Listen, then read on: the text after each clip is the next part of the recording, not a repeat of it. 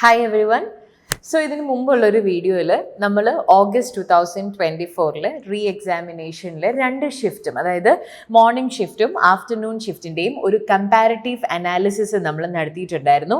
ഏത് മൊഡ്യൂളിൽ നിന്നാണ് കൂടുതൽ ക്വസ്റ്റ്യൻസ് വന്നത്, എങ്ങനെയാണ് ഡയറക്റ്റ് ആയിട്ട്, അതായത് ഈ ക്വസ്റ്റ്യൻ പേപ്പർ ഈസി ആകാനായിട്ടുള്ള റീസൺ എന്തൊക്കെയാണ്, ക്വസ്റ്റ്യൻ പേപ്പറിനെ ചലഞ്ച് ചെയ്തിട്ട് അല്ലെങ്കിൽ കോംപ്ലിക്കേറ്റ് ചെയ്തിട്ട് വന്നിട്ടുള്ള ചലഞ്ചസ് ഏതൊക്കെയാണ്, ഇതൊക്കെ നമ്മൾ ഓൾറെഡി ആ ഒരു വീഡിയോയിൽ ഡിസ്കസ് ചെയ്തിട്ടുണ്ടായിരുന്നു. ഈ വീഡിയോ കാണുന്നതിന് മുൻപ് ആ ഒരു വീഡിയോ കാണാനായിട്ട് ട്രൈ ചെയ്യുക. ഈ വീഡിയോയിൽ നമ്മൾ ഡിസ്കസ് ചെയ്യാനായിട്ട് പോകുന്നത് ഈ ജൂൺ 2024 അതുപോലെ തന്നെ റീ എക്സാമിനേഷൻ നടത്തിയ ഓഗസ്റ്റ് 2024 3 ക്വസ്റ്റ്യൻ പേപ്പേഴ്സ് നമ്മൾ നോക്കുവാണെങ്കിൽ, നമ്മൾ അതിന് മുൻപുള്ള ക്വസ്റ്റ്യൻ പേപ്പറിനും കുറച്ച് ഇമ്പോർട്ടൻസ് കൊടുക്കുന്നുണ്ട്. അങ്ങനെ കുറച്ച് ക്വസ്റ്റ്യൻ പേപ്പറുകളുടെ ഒരു കമ്പാരിറ്റീവ് അനാലിസിസ് നമ്മൾ നടത്തിയപ്പോൾ ഇനി വരുന്ന എക്സാമിൽ നമ്മൾ എന്തൊക്കെ കാര്യങ്ങളാണ് ശ്രദ്ധിക്കേണ്ടത്. കാരണം നമ്മളിപ്പം ഒരു എക്സാമിന് വേണ്ടിയിട്ട്, പ്രത്യേകിച്ച് ഇംഗ്ലീഷിൻ്റെ എക്സാമിന് വേണ്ടിയിട്ട് നമ്മൾ പ്രിപ്പയർ ചെയ്യുമ്പോൾ നമുക്കറിയാവുന്ന ഒരു നോൺ ഫാക്ട് ആണ്, നമ്മുടെ സിലബസ് വളരെ വാസ്റ്റ് ആയിട്ടുള്ള ഒരു കാര്യമാണ്.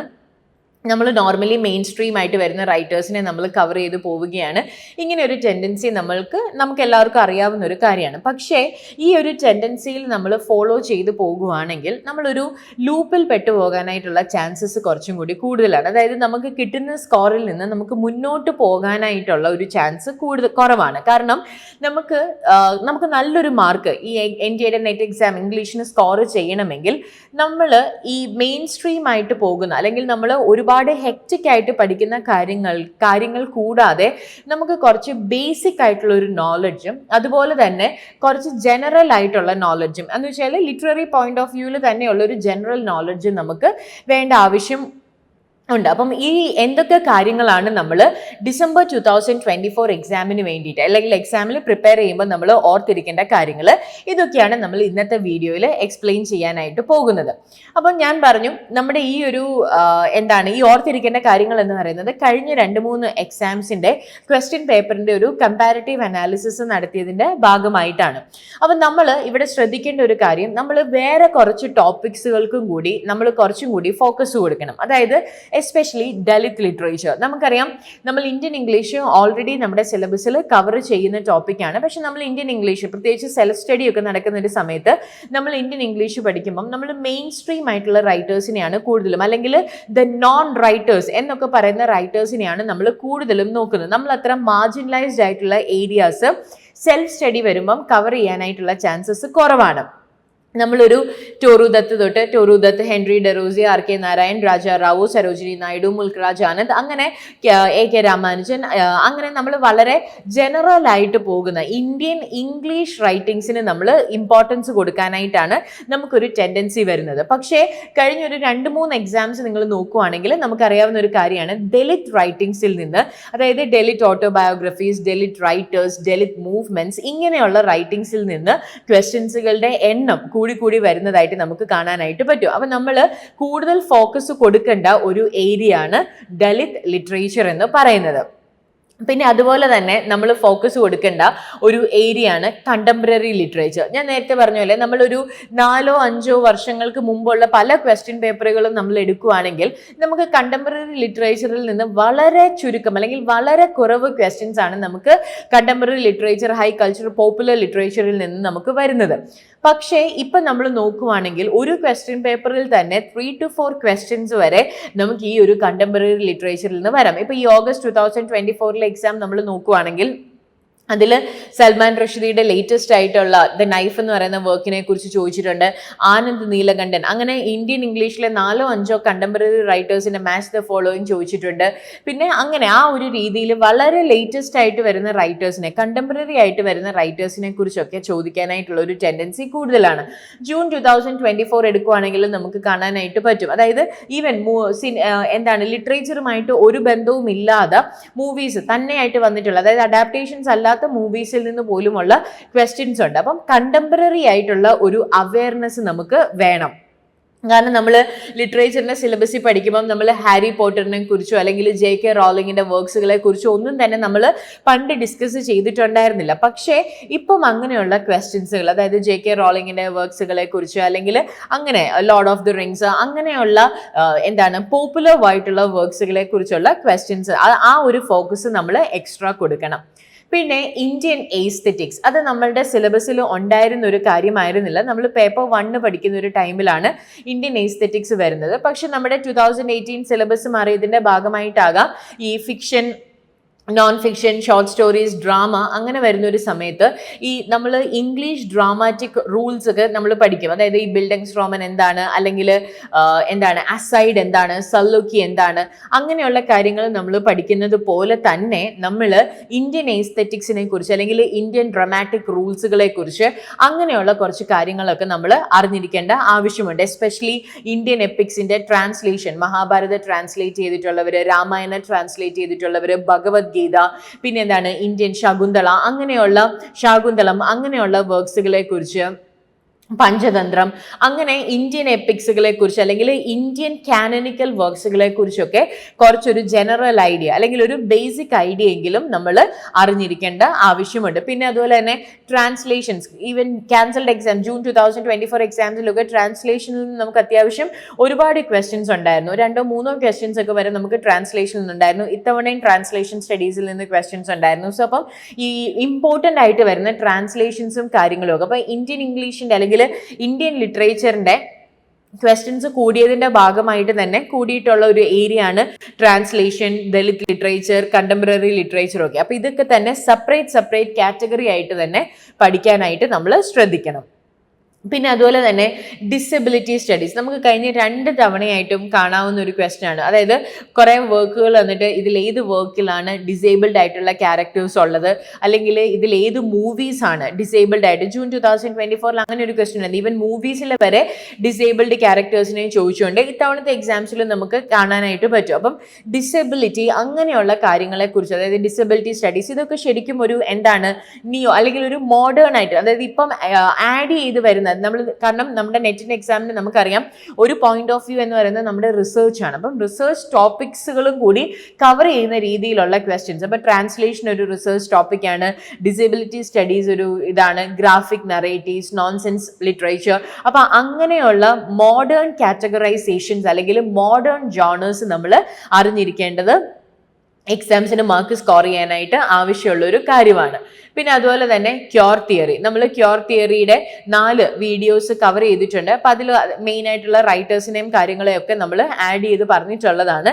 അപ്പം കാരണം നമ്മളത് വീഡിയോ ആക്കാനായിട്ട് തന്നെയുള്ള റീസൺ എന്ന് പറയുന്നത് ക്യോർ തിയറിനെ കുറിച്ചുള്ള ക്വസ്റ്റ്യൻസ് കൂടിയത് കൊണ്ടാണ്. അതായത് പണ്ട് നമുക്ക് ലിറ്റററി തിയറിക്കകത്താണ് ഫെമിനിസം വരുന്നത്. അപ്പം ഫെമിനിസത്തിൽ നിന്നായിരുന്നു ക്വസ്റ്റ്യൻസ്. പക്ഷേ ഇപ്പോൾ ലിറ്റററി തിയറിയിലെ കുറച്ചും കൂടി കണ്ടംപററി റെലവൻസ് ഉള്ള ഒരു തിയറി ആയിട്ട് കാണുന്നത് ക്യോർ സ്റ്റഡീസ് ആയതുകൊണ്ടായിരിക്കാം ഫെമിനിസത്തിനേക്കാൾ കൂടുതൽ ക്വസ്റ്റ്യൻസ് നമുക്ക് ക്യോർ തിയറിയിൽ നിന്ന് അല്ലെങ്കിൽ ക്യോർ സ്റ്റഡീസിൽ നിന്ന് വരുന്നതായിട്ട് നമുക്ക് കാണാൻ പറ്റുന്നുണ്ട്. അപ്പം ക്യോർ തിയറിക്കും നമ്മൾ ഒരു പരിധിയിൽ കൂടുതൽ ഫോക്കസ് കൊടുക്കണം, അല്ലെങ്കിൽ അതൊന്ന് മെയിൻ ആയിട്ടൊന്ന് കവർ ചെയ്ത് എടുക്കാനായിട്ട് നമ്മൾ ട്രൈ ചെയ്യണം. ഇനി അതുപോലെ തന്നെ MLA എഡിഷൻ, അതായത് റിസർച്ച് മെത്തഡോളജിയിൽ നിന്ന് ഈ ഓഗസ്റ്റ് 2024 2 ഷിഫ്റ്റിലും 5 ക്വസ്റ്റ്യൻസ് വെച്ച് ചോദിച്ചിട്ടുണ്ട്. ഇതിൽ മോർണിംഗ് ഷിഫ്റ്റിലെ 3 ക്വസ്റ്റ്യനും MLA 9നെ ബേസ് ചെയ്ത് തന്നെയാണ്, അതായത് MLA 9th എഡിഷനെ ബേസ് ചെയ്താണ്. അപ്പം നമുക്ക് ജസ്റ്റ് ഒരു basic knowledge of this 9th edition ഉണ്ടെങ്കിൽ നമുക്ക് ഈസി ആയിട്ട് 3 മാർക്സ് സ്കോർ ചെയ്യാനായിട്ട് പറ്റും. അപ്പം MLA 9th എഡിഷൻ ഒന്ന് അറിഞ്ഞിരിക്കാനായിട്ട് നോക്കുക. കാരണം ഇതെല്ലാം നമ്മൾ നോക്കുമ്പോൾ ഒരു പ്രയോജനം എന്താണെന്ന് ചോദിച്ചു കഴിഞ്ഞാൽ none of this is too much. നമുക്ക് ഒരു പരിധിയിൽ കൂടുതൽ, ഇപ്പം നമ്മൾ ബ്രിട്ടീഷ് ഒക്കെ പഠിക്കുന്ന പോലെ ഒരു പരിധിയിൽ കൂടുതൽ ക്വാണ്ടിറ്റി ഉള്ള ഒരു സ്റ്റഫ് അല്ല ഇതൊന്നും. അപ്പം നമ്മൾ പഠിക്കുകയാണെങ്കിൽ നമുക്ക് മാർക്സ് കൂടുതൽ കിട്ടാനായിട്ടുള്ള ചാൻസസ് വളരെ കൂടുതലാണ്.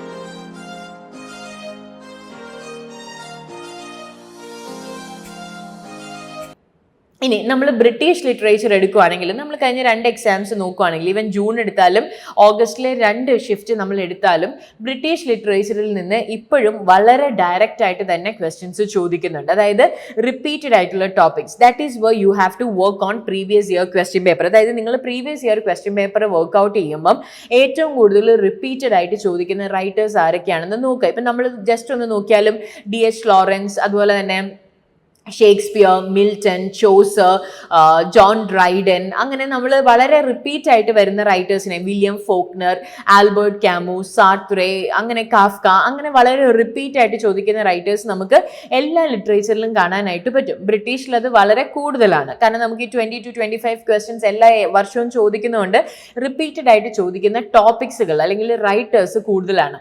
അവരെ തന്നെ നമ്മൾ ഏറ്റവും കൂടുതൽ ഫോക്കസ് കൊടുക്കുക. കാരണം അവരുടെ ടോപ്പിക്സ് എന്ന് പറയുന്നത് വളരെ ഡയറക്റ്റ് ആയിട്ട് നമ്മളോട് ചോദിക്കുന്നതായിരിക്കാം. തോമസ് മോറിന്റെ യൂട്ടോപ്പിയ അല്ലെങ്കിൽ അങ്ങനെ വളരെ ഡയറക്റ്റ് ആയിട്ട് ചോദിക്കാൻ ചാൻസസ് ഉള്ള ക്വസ്റ്റ്യൻസ് ആണ്. ജോർജ് ബെർണാഡ് ഷായുടെ വർക്ക്സുകൾ ക്രോണോളജിക്കൽ ഓർഡറിൽ അറേഞ്ച് ചെയ്യുക, T.S. എലിയറ്റിന്റെ വർക്ക്സുകൾ അറേഞ്ച് ചെയ്യുക. അപ്പം അതെല്ലാം നമ്മൾ ശരിക്കും വളരെ സിമ്പിൾ ആണ്. നമ്മൾ ആ മെയിൻ സ്ട്രീം റൈറ്റേഴ്സിനെ കവർ ചെയ്യുമ്പോൾ നമുക്ക് ആൻസർ ചെയ്യാൻ പറ്റുന്ന കുറച്ച് ഡയറക്റ്റ് ക്വസ്റ്റ്യൻസിന്റെ ഒരു ടെൻഡൻസി നമുക്ക് കാണാനായിട്ട് പറ്റും. അപ്പൊ അതിന് നമ്മൾ ആ കാനനിക്കൽ റൈറ്റേഴ്സിനെ കുറിച്ച്, അവരുടെ വർക്ക്സുകളെ കുറിച്ച്, റിപ്പീറ്റഡ് ആയിട്ടുള്ള ടോപ്പിക്സുകളെ കുറിച്ച്, ഈ 2 കാര്യങ്ങൾ നമുക്ക് ചെയ്യാൻ പറ്റുന്നത് പ്രീവിയസ് ഇയർ ആണ്. അപ്പോൾ previous year question paper must ആയിട്ട് നമ്മൾ വർക്ക്ഔട്ട് ചെയ്യുക. അത് വർക്ക്ഔട്ട് ചെയ്യുന്ന ഒരു ടൈമിൽ റിപ്പീറ്റ് ആയിട്ട് ചോദിക്കുന്ന റൈറ്റേഴ്സ് അവരെ ഒന്ന് ഐഡന്റിഫൈ ചെയ്യുക, അവരുടെ റിപ്പീറ്റഡ് ആയിട്ട് ചോദിക്കുന്ന വർക്ക്സുകൾ ഐഡന്റിഫൈ ചെയ്യുക. ആ ഒരു രീതിയിൽ പഠിക്കാനായിട്ട് ട്രൈ ചെയ്യുക. പിന്നെ ഈ പറഞ്ഞതുപോലെ റൈറ്റേഴ്സിന്റെ മേജർ വർക്ക്സും മൈനർ വർക്ക്സും. മേജർ വർക്ക്സ് മാത്രം നോക്കരുത്. This NET examination always has a tendency to ask for minor works or minor writers. അതായത് ഇപ്പോൾ ഒരു എക്സാമ്പിൾ പറയുകയാണെങ്കിൽ തോമസ് ബ്രൗണിനെ കുറിച്ച് നമ്മൾ പഠിക്കുന്ന വർക്കിൽ നിന്നല്ല ഇത്തവണത്തെ എക്സാംസിന് ചോദിച്ചിട്ടുള്ളത്. അപ്പം നമുക്കിപ്പം നമ്മൾ ഒരു റൈറ്ററുമായിട്ട് അസോസിയേറ്റ് ചെയ്യുന്ന ഒരു വർക്ക് കാണും. But it is not often necessary to ask from that major work. അപ്പം ഒരു റൈറ്ററിനെ നമ്മൾ എടുക്കുകയാണെങ്കിൽ മൈനർ വർക്ക്സുകളും മേജർ വർക്ക്സുകളും ഒരേപോലെ തന്നെ കവർ ചെയ്യാനായിട്ട് ട്രൈ ചെയ്യുക. പിന്നെ ഈ 2 എക്സാംസിൽ കണ്ടുവരുന്ന ഒരു ടെൻഡൻസിയാണ്, നമ്മളത് ഓൾറെഡി ഡിസ്കസ് ചെയ്തു, കോഡ്സുകളെ കുറിച്ച് ചോദിക്കുക. അതായത് ഓതേഴ്സ് പറഞ്ഞിട്ടുള്ള കോഡ്സ് അല്ലെങ്കിൽ ടെക്സ്റ്റിൽ പറഞ്ഞിട്ടുള്ള കോഡ്സുകൾ. അപ്പം നമ്മളൊരു ഓതറിനെ കുറിച്ച് പഠിക്കുമ്പോഴോ അല്ലെങ്കിൽ ഒരു ടെക്സ്റ്റിനെ കുറിച്ച് പഠിക്കുമ്പോഴോ ജസ്റ്റ് സമ്മറി മാത്രം നോക്കി പോകരുത്. അവർ പറഞ്ഞിട്ടുള്ള എന്തെങ്കിലും മെയിൻ ആയിട്ടുള്ള കോഡ്സോ കാര്യങ്ങളോ ഉണ്ടെങ്കിൽ നമ്മൾ ജസ്റ്റ് ഗൂഗിളിൽ സെർച്ച് ചെയ്താൽ പോലും നമുക്ക് കോഡ്സ് കിട്ടും. അപ്പം ജസ്റ്റ് ഒന്ന് ഐഡന്റിഫൈ ചെയ്യാൻ പറ്റില്ല. കാണാതെ പഠിക്കണമെന്ന് ഞാൻ പറയുന്നില്ല, എന്നാലും ഐഡന്റിഫൈ ചെയ്യാൻ പറ്റുന്ന രീതിയിൽ. ഇപ്പം ഞാൻ നേരത്തെ പറഞ്ഞ പോലെ ലിറ്റററിനെസ്സും റോമൻ യാക്കോബ്സനും ആ ഒരു ബേസിക്നെസ് അല്ലെങ്കിൽ ആ ഒരു ബേസിക്നെസ് നമുക്കൊന്ന് മനസ്സിലാക്കാനായിട്ട് പറ്റണം. പിന്നെ the major literary movements and groups. അത് ഞാൻ നേരത്തെ പറഞ്ഞ പോലെ നമ്മളൊരു റൈറ്ററിനെ പഠിച്ചിട്ട് ആ റൈറ്റർ ഏത് മൂവ്മെന്റിൽ വരുന്നു എന്ന് മാത്രം അങ്ങനെ നമ്മൾ മാത്രമായിട്ട് പഠിക്കരുത്.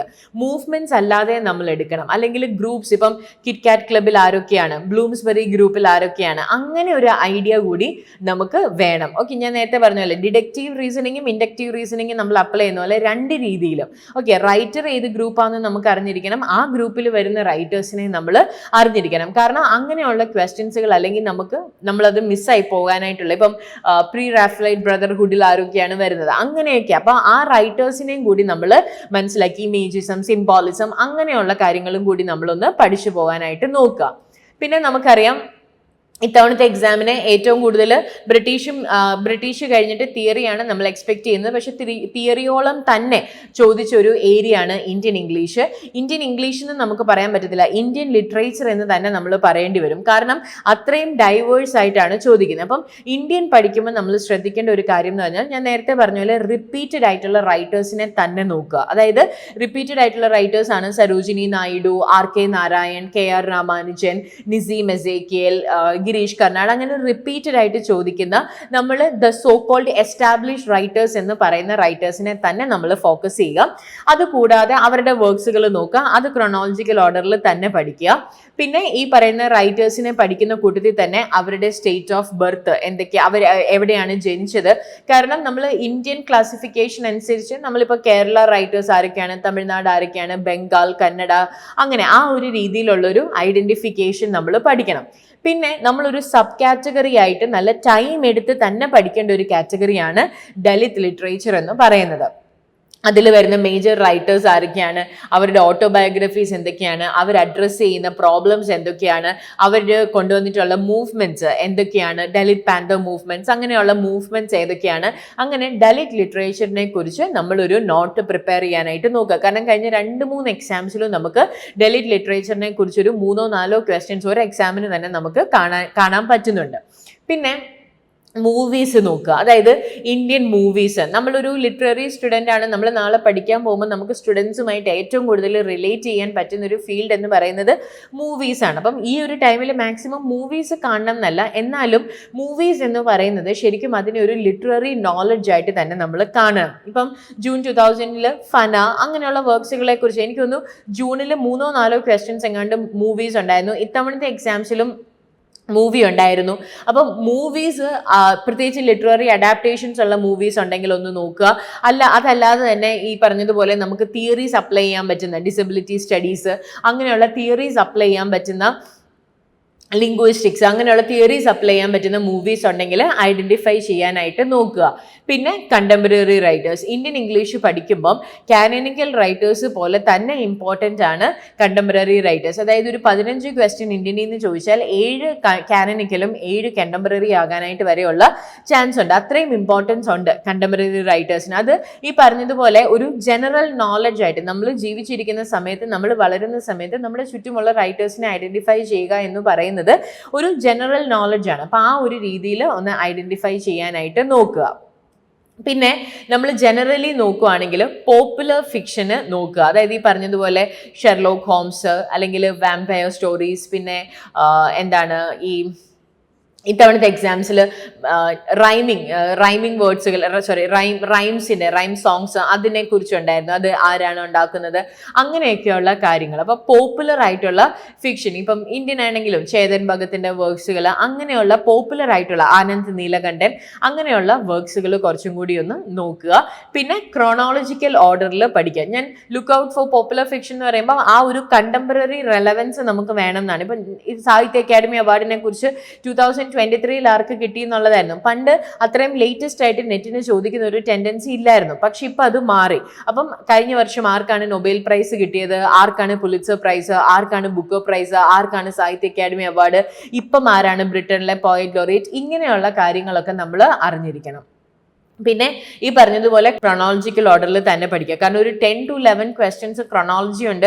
അതിൽ 5 to 6 ക്വസ്റ്റ്യൻസ് നമ്മൾ ക്രോണോളജിക്കലി പഠിക്കുമെങ്കിൽ തന്നെ നമുക്ക് ആൻസർ ചെയ്യാൻ പറ്റുന്നതാണ്. സോ അങ്ങനെ ഒരു അവസരം ഒരിക്കലും വിട്ടുകളയാതിരിക്കുക. പിന്നെ ഞാൻ പറഞ്ഞതുപോലെ ഈ എക്സാംസിൽ നമ്മൾ ഒരു റൈറ്ററിന് ഇന്ന പ്രൈസ് കിട്ടി എന്നതിനേക്കാൾ ഉപരി ആ പ്രൈസിന് ഒരു റെലവൻസ് വരുന്നതായിട്ട് നമുക്ക് കാണാൻ പറ്റും. അതായത് ബുക്കർ പ്രൈസ് എന്നാണ് തുടങ്ങുന്നത്, സാഹിത്യ അക്കാദമി അവാർഡ് എന്നാണ് തുടങ്ങുന്നത്, പുലിറ്റ്സർ പ്രൈസ് എന്നാണ് തുടങ്ങുന്നത്, ഇത് ഏത് സ്ഥലങ്ങളിലാണ് കൊടുക്കുന്നത്, അങ്ങനെ അപ്പം പ്രൈസസിനെ കുറിച്ചൊക്കെ ഒരു ഇൻഫോർമേഷൻ നമുക്ക് വേണം.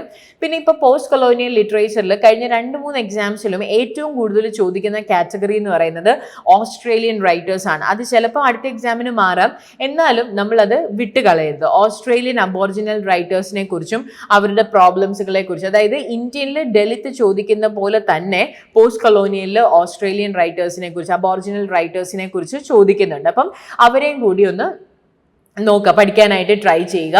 പിന്നെ look for important sub genres and their examples. അതായത് നമ്മൾ പറഞ്ഞു നമ്മുടെ സിലബസ് നമ്മൾ എടുക്കുമ്പം അതിൽ പലതായിട്ടാണ്. അതായത് ഇപ്പം ഫിക്ഷൻ, അപ്പം നമ്മൾ ഫിക്ഷൻ എടുക്കുന്നു. ഫിക്ഷൻ്റെ അകത്ത് ഏതൊക്കെ കാറ്റഗറി വരുന്നു? Epistolary novels, Bildungsroman, picaresque, romantic love, അങ്ങനെ ദ നോവൽ ഓഫ് ഐഡിയാസ്, അല്ലെങ്കിൽ അവാൻഡ് ഗാർഡ് എക്സ്പ്രഷനിസം, അങ്ങനെ പല കാറ്റഗറീസ് വരുന്നു. ഈ കാറ്റഗറീസിൽ വരുന്ന എക്സാമ്പിൾസ് ഏതൊക്കെയാണ്? ഓക്കെ, അങ്ങനെ കാരണം നമ്മൾ നേരത്തെ പഠിക്കുമ്പം അതായത് 2018 മുന്നുള്ളൊരു സിലബസ് വെച്ചിട്ട് റൈറ്ററിനാണ് ഇമ്പോർട്ടൻസ്. പക്ഷെ ഇവിടെ ആ ജോണറിന് ഇമ്പോർട്ടൻസ് വരുന്നത് കൊണ്ടാണ് നമുക്ക് ഇങ്ങനത്തെ ക്വസ്റ്റ്യൻസ് കൂടുതലായിട്ട് നമ്മൾ ഫേസ് ചെയ്യേണ്ടി വരുന്നത്. അപ്പൊ ആ ഒരു കാറ്റഗറിയിലും കൂടി പഠിക്കാനായിട്ട് ട്രൈ ചെയ്യുക. പിന്നെ ഈ പറഞ്ഞതുപോലെ നമുക്കൊരു ജനറൽ ലിറ്റററി നോളജ് വേണം. അതായത് why did you choose this literature? Because നമുക്ക് ഈ പറഞ്ഞ ലിറ്ററേച്ചറിനോടുള്ള ഒരു സ്നേഹം കാരണമാണ്. ഈ പറഞ്ഞ പോലെ ഹാരി പോട്ടർ വായിച്ചിട്ടായിരിക്കാം, അല്ലെങ്കിൽ അങ്ങനെ പോപ്പുലർ ആയിട്ടുള്ള, അപ്പം അങ്ങനെ ഒരു ബേസിക് ജനറൽ നോളജ് റീസെന്റ് ആയിട്ട്, അപ്പം ഇത്രയും ലിറ്ററേച്ചർ നമ്മൾ ആഗ്രഹിച്ചെടുക്കുന്നുണ്ടെങ്കിൽ കഴിഞ്ഞ വർഷം ആർക്കാണ് നൊബേൽ പ്രൈസ് കിട്ടിയത് എന്നുള്ളതൊരു ഒരു ജനറൽ നോളജാണ്, അല്ലെങ്കിൽ ആർക്കാണ് സാഹിത്യ അക്കാദമി അവാർഡ് കിട്ടിയതെന്നുള്ളതൊരു ജനറൽ നോളജാണ്. ഈ കൂടെ ഇറങ്ങുന്ന സിനിമാസ് അതൊരു ജനറൽ നോളജാണ്. അപ്പം ഇങ്ങനെയുള്ള കാര്യങ്ങൾ നമുക്കൊരു കണ്ടംപററി റെലവൻസ് നമുക്ക് എപ്പോഴും ഒന്ന് ഫീൽ ചെയ്തിരിക്കണം. പിന്നെ ഈവൻ ദോ നമ്മുടെ സിലബസിൽ നിന്ന് മാറ്റിയ ഒരു കാര്യമാണെങ്കിലും genre wise literary terms and ഡിവൈസസിൽ നിന്ന് ഒരുപാട് ക്വസ്റ്റ്യൻസ് നമുക്ക് ഇപ്പോൾ കാണാനായിട്ട് പറ്റും. ഞാൻ അതിനൊരു എക്സാമ്പിൾ കൊടുത്തിട്ടുണ്ട്. Which statement among the following rightly defines and invective. ഇങ്ങനെയുള്ള ടേംസുകളുടെ ക്വസ്റ്റ്യൻസ് വളരെ കൂടുന്നതായിട്ട്, അതുപോലെ തന്നെ മാച്ച് ദ ഫോളോയിങ് ഒക്കെ വെച്ചിട്ട് what is an epithet, what is an epigraph, അങ്ങനെയുള്ള വാട്ട് ഈസ് ഡൈജസിസ്, അതായത് കുറച്ച് ടേംസ് ലിറ്റററി ടേംസ് ആൻഡ് ഡിവൈസസിൽ നിന്നുള്ള ക്വസ്റ്റ്യൻസ് ഒരുപാട് കൂടുതൽ like eponymous, epithet, epigram, diegesis, palindrome, invective. അപ്പം ശരിക്കും ലിറ്റററി ടേംസ് ആൻഡ് ഡിവൈസസ് എന്നുള്ള സിലബസ് എടുത്ത് മാറ്റിയതാണ്. പക്ഷേ ഓരോ ജോണറിലും ആ ജോണറിനെ ബേസ് ചെയ്ത് വരുന്ന കുറേ ടേംസ് ആൻഡ് കോൺസെപ്റ്റ്സ് ഉണ്ട്. ഇപ്പോൾ ഫോർ എക്സാമ്പിൾ പോയട്രി എടുക്കുകയാണെങ്കിൽ എലജി, എപ്പിക്, ബാലഡ്, അങ്ങനെ stanza, Spenserian sonnet, Petrarchan sonnet, Shakespearean sonnet, ഇതെല്ലാം ആ റൈറ്ററിനെ മാത്രം അസോസിയേറ്റ് ചെയ്യുന്നതല്ല, പോയട്രിയിൽ തന്നെ വരുന്ന കാര്യങ്ങളാണ്. ഇയാംബിക് പെൻറ്റാമീറ്റർ, ഇയാംബിക് ഹെക്സാമീറ്റർ, ഹീറോയിക് കപ്ലെറ്റ്, അലക്സാൻഡ്രിയൻ, ഇതെല്ലാം ഇതിൻ്റെ അകത്ത് തന്നെ വരുന്ന കാര്യങ്ങളാണ്. അപ്പം അങ്ങനെയുള്ള ടേംസും കാര്യങ്ങളും നമ്മൾ നോക്കുക. അപ്പം അതിൽ നിന്നും ഒരുപാട് ക്വസ്റ്റ്യൻസ് വരുന്നതായിട്ട് നമുക്ക് കാണാനായിട്ട് പറ്റും. അപ്പം ഇത്രയും കാര്യങ്ങളാണ് നമ്മൾ ഓർത്തിരിക്കേണ്ടത്. ഓക്കെ, അപ്പോൾ ഇത്രയും കാര്യങ്ങളാണ് നമ്മൾ ഡിസംബർ 2024 എക്സാമിന് പ്രിപ്പയർ ചെയ്യുമ്പം നമ്മൾ ഓർത്തിരിക്കേണ്ട കാര്യങ്ങൾ എന്ന് പറയുന്നത്. സോ അപ്പോൾ ഇതിൽ എന്തൊക്കെ കാര്യങ്ങളാണ് മെയിനായിട്ടും വരുന്നത്?